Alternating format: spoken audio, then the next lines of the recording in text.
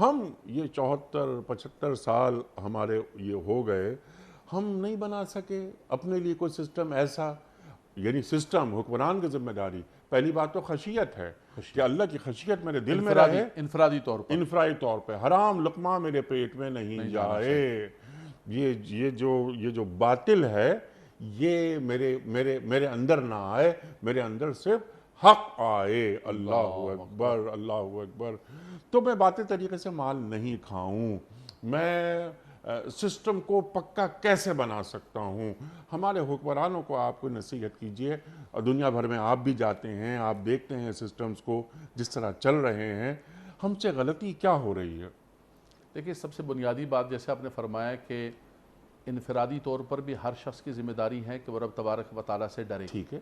وہ جو سیدنا عمر فاروق رضی اللہ تعالیٰ عنہ چکر لگا رہے تھے کہ عورت بھی اندر کہہ رہی تھی کہ ماں پانی نہیں ملانا ہے، انہوں نے کہا کہ امیر المومنین تو نہیں ہے، بولا ماں خدا تو دیکھ رہا ہے نا. اگر امیر المومنین نہیں دیکھ رہے، خدا دیکھ رہے، تو ایک تو سب سے پہلے انفرادی طور پر خشیت خداوندی. لیکن دوسرا یہ ہے کہ دیکھیں قانون کی بالادستی، ایک ہے قانون لا اور ایک ہے اس پر عمل درآمد. جب تک دیکھیں بات یہ ہے پھر بات بڑھ جائے گی اور خواہ مخواہ تیرے زلف تک پہنچ جائے گی، ناراضگی پیدا ہو جائے گی اور مجبوریاں کچھ شہر دلوک بھی ظالم سن، کچھ سانوں میں مرند شوق بھی سرولا بن جائے گا. اس سے بہتر ہے کہ جب ہمارے اپنے منتخب شدہ لوگ جو قانون بنانے والے ہیں، جنہوں نے قانون کا نفاذ کرنا ہے، انہوں نے جب یہ طے کر لیا ہے کہ ہم نے اس ملک کو دونوں ہاتھوں سے لوٹنا ہے، کھانا ہے، ہر 10-15 سال بعد ہم نے ریسائکلنگ کرنی ہے اور ہم نے اتنا پیسہ اندر کرنا ہے، تو مجھے بتائیے کہ کیسے معاشرے کے اندر قانون پر عمل درآمد ہو سکتا ہے.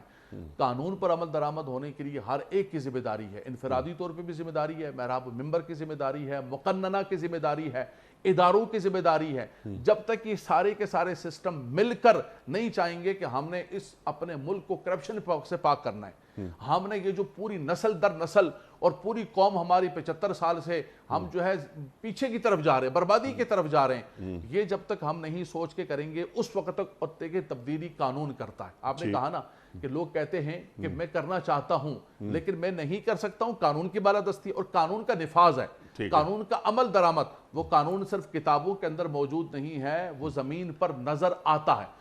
تو حکمران اگر کرنا چاہیں تو وہ بالکل ایک ایگزیکٹو آرڈر سے کہ جو بندہ کل رشوت لے گا اس کی نوکری ختم، گھر جائے گا. وہ میری پارٹی سے ہو، اپوزیشن سے ہو، دوسری پارٹی سے ہو، میرے صوبے سے ہو، میری زبان کا ہو، سڈا پڑا ہوئے، دوسرا پڑا ہوئے، جو مرضی ہو، وہ باہر جائے گا. آپ دیکھیں ہر بندہ راہ راست پر آ جائے گا.